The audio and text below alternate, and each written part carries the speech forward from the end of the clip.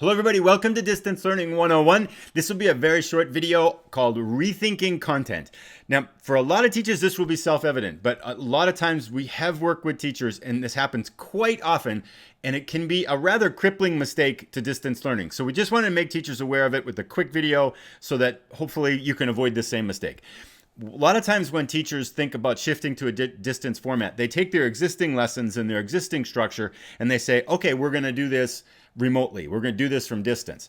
And it oftentimes, by the nature of how you structure that experience and by the fact that you've built this lesson around a group of people in the room, the same place at the same time, with the ability to communicate, stand up, walk around, make elbow partners, all these kinds of things that you're doing, and then try to port it as is to a distance format, it doesn't work for obvious reasons. Making elbow partners, if the kids are sitting in all these different places, can be really challenging. Making elbow partners if kids are doing it asynchronously doesn't work. Working in groups of 3 to solve problems and things like that can be really challenging not to do. So it forces you to sit back and look at that content and say, wait a second, what kind of things might I need to completely throw out and to bring in a completely different way of doing it? What kind of things do I think will work as is, or what kind of things might work with a little bit of tweaking to get to work?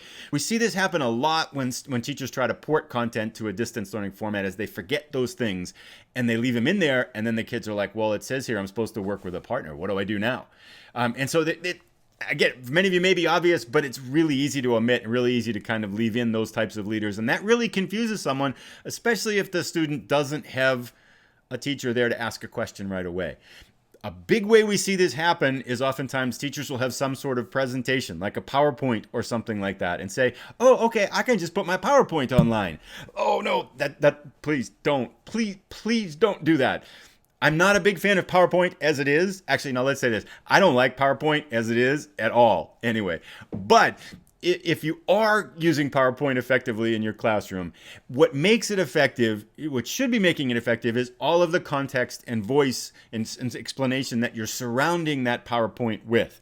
And if you just take the PowerPoint bare bones of it, I've seen kids do this at times. They'll just click through it in about 3 minutes. And they're like, okay, I guess I'm done. It doesn't work.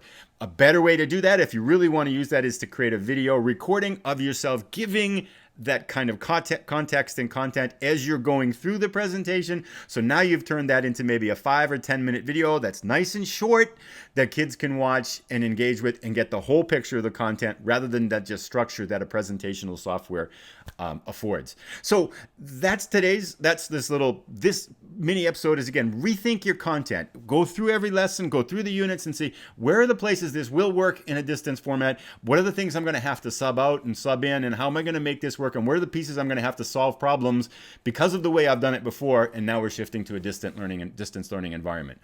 Hope that helps. Have a great day.